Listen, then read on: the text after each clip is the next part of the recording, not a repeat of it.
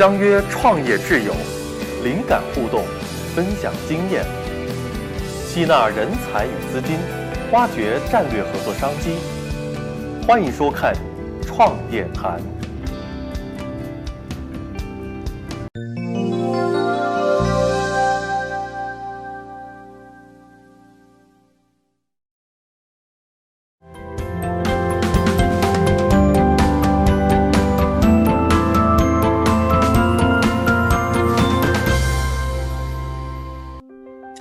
Thank you so much, everyone, being online like this way. In this current pandemic situation, everyone's behavior and the business model activities has changed from offline to online.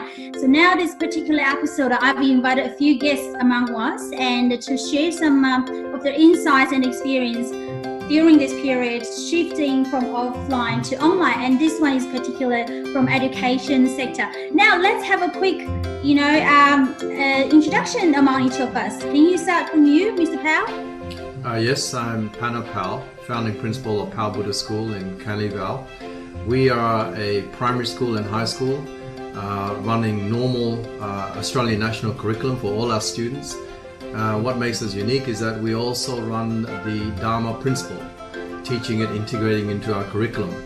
So I guess we're the first Buddhist school in Australia, that at least that I know of, that integrate some kind of faith teaching that has Buddhism into the mainstream education.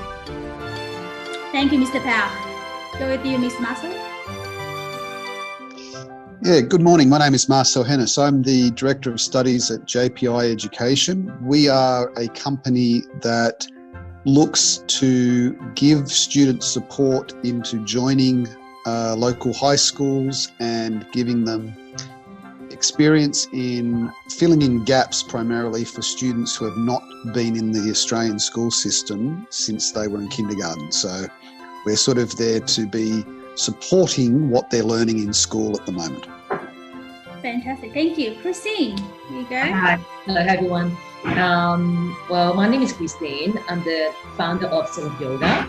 I'm also teach Pilates, Bar and Reformer. I came from a corporate background and resigned the job from the corporate desk into a physical yoga teacher. And I do really enjoy teaching yoga. So majority of my time is a lot of school mom, a lot of corporate girl as well. So now I see everyone online. So right.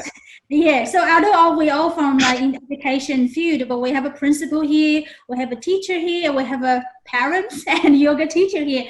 So now I want to ask everyone, how did you feel or react at the very beginning? You know that you have to change your business activity from offline to online. Let's start from Christine. I guess you must be the most difficult one because you're in the physical education sector. So how did you feel at the time? Before the first lockdown confirmed from the Prime Minister, I already start online. So I start pretty much a week before the lockdown from the gym and studio.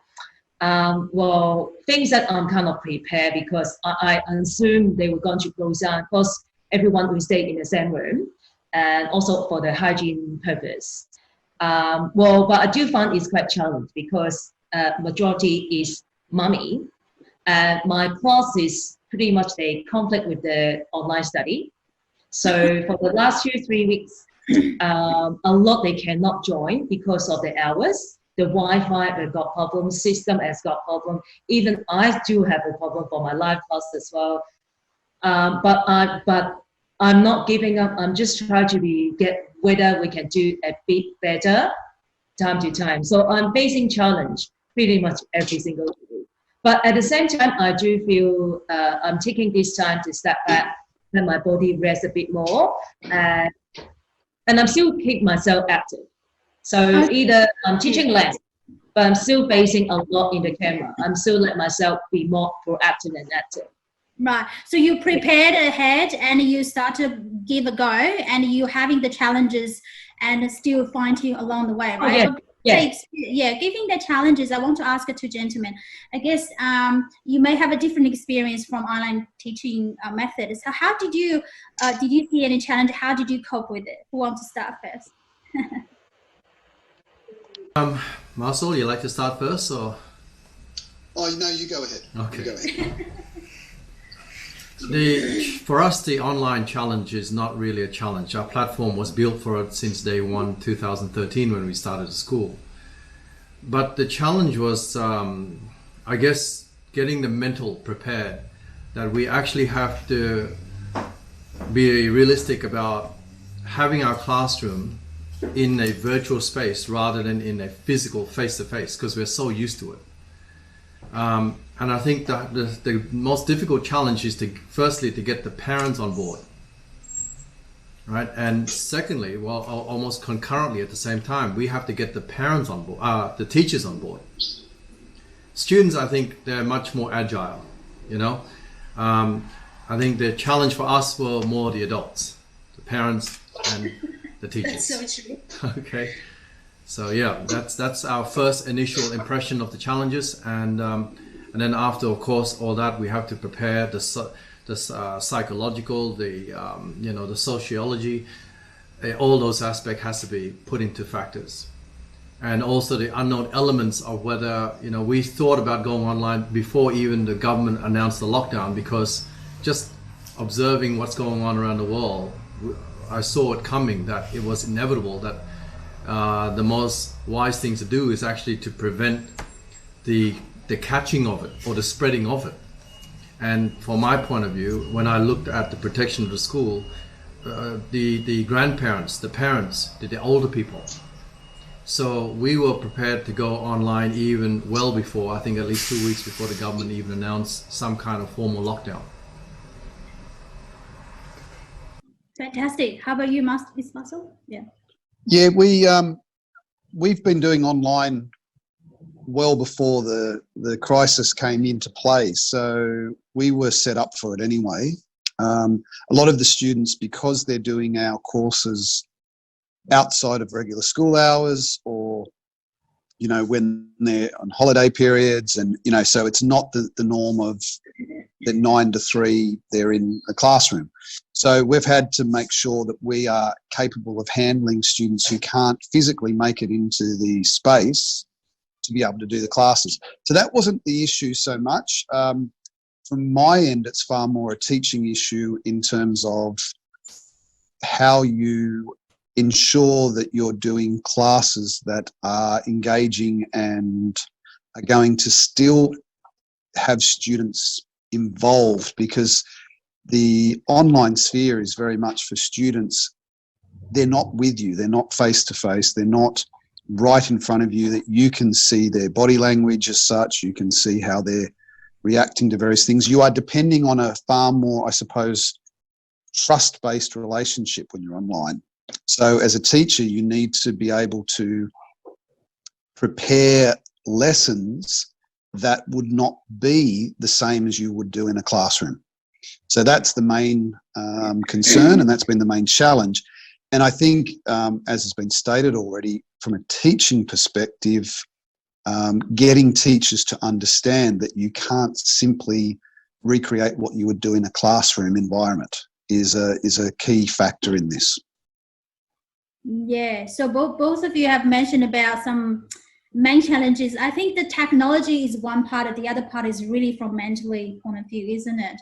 Right. And as a mom and a yoga teacher for Christine, the challenge is there. So how do you conquer that, to go to the next phase? That's a very good question. I've been thinking about except people go for online. Okay, and I'm thinking about pre-record filming video and send them through individually by email. Then they can do it whenever they can to join when in their comfort home. But another challenge is because there is lack of motivation by coming face to face. But now we cannot do face to face, right? So I don't know when will be end. But thing is, they cannot join Streamline, and they found they less motivated. So they're less motivated. So that's one of my big challenge at the moment. Because they have kids wandering around at home. They've been shopping. You know what I mean. You know what I mean. You also a mom. So kids, they have to be guideline with their homework, sit next to them, especially for a very, very younger kids. So if you have a kids in junior high school above, it's just easier. So I found it's quite a big challenge for me, because I will never ever think about we go Streamline in the air, which is now I have to get used to about seeing myself in the screen. That's right. So as a mom myself too, the ladies want to throw this question back to the gentlemen. As a parent, as an educator, what will be your suggestion or or idea to give it to the parents? Apparently one of the big group need to be changed and adapt other parents. This is a wonderful opportunity for parents actually to get involved with the education of their child.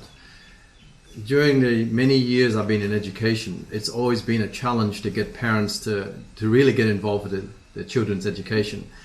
Now, absolutely. Thanks to COVID-19, I don't mean it in a bad way, thanks to COVID-19, parents now have to get involved.